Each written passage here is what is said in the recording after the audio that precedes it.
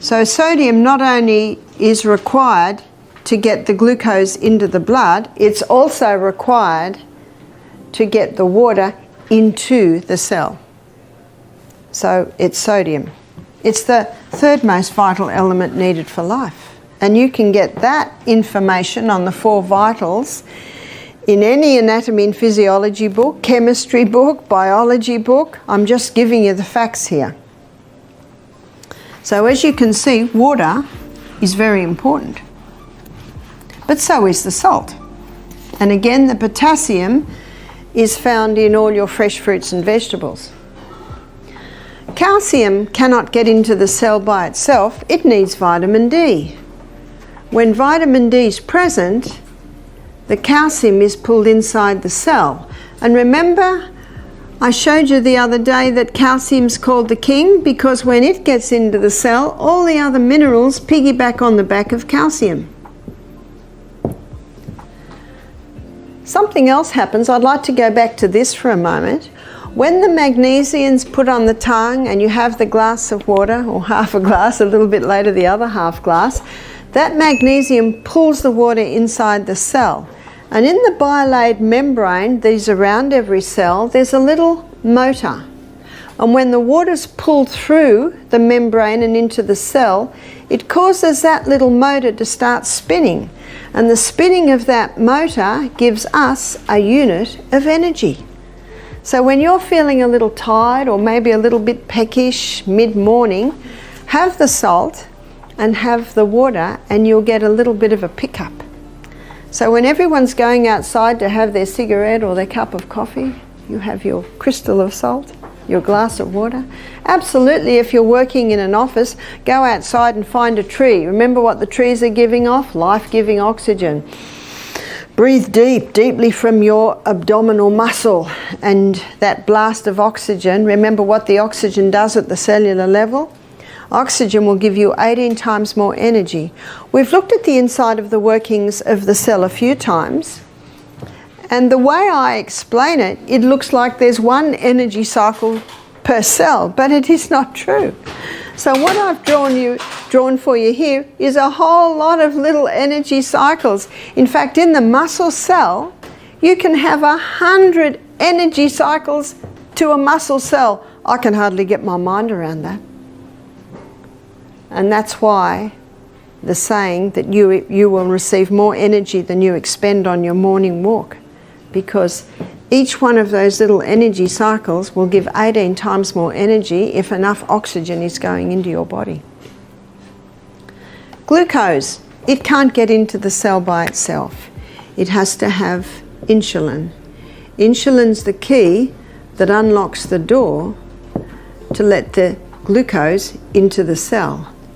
And what happens with many people, before diabetes develops, insulin resistance develops. You've heard of insulin resistance? And when insulin resistance develops, the cell's resisting insulin, so the glucose can't get into the cell, so the glucose stays in the blood, and the brain says to the pancreas, more insulin, but the problem's not more insulin, the problem is there's insulin resistance at the cellular level. So what causes the insulin resistance?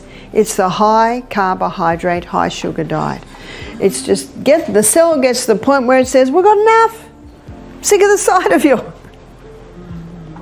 So how to recover from insulin resistance is to get the glucose, those carbohydrates right down. Get the fiber up, the good proteins and the healthy fats. That's the best way to recover from insulin resistance.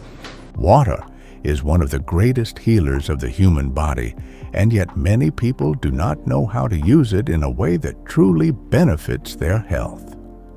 It is easy to assume that drinking water at any moment and in any form is enough to keep the body hydrated. But Barbara O'Neill reveals that proper hydration requires a deeper understanding of how the body absorbs and uses water. She explains that countless individuals suffer from signs of dehydration without ever realizing it, even though they drink water throughout the day The issue is not always the amount of water, but rather the body's ability to draw that water into the cells where it is needed most. Barbara O'Neill highlights an essential detail that is often overlooked. In order for water to enter the cells, the body needs minerals. These minerals act like keys that unlock the cell membranes, allowing water to flow inside and support vital functions. For this reason, she shares a powerful yet simple method to improve hydration. Before drinking water, she recommends placing a small amount of natural salt on the tongue. Salts such as Celtic sea salt or Himalayan pink salt contain a wide range of trace minerals that are missing from refined table salt. These natural minerals signal the body to open the cells and prepare them to receive the water that follows. Barbara O'Neill explains that this practice supports proper electrolyte balance, helps activate the absorption mechanisms, and encourages water to move where it needs to go, rather than passing through the body unused. When the cells are hydrated, the entire system benefits. The brain becomes clearer, the digestive system works more efficiently, the skin becomes more vibrant, and the body's natural detoxification pathways function more effectively. Hydration at the cellular level also supports energy production, as water is necessary for nearly every biochemical reaction in the body.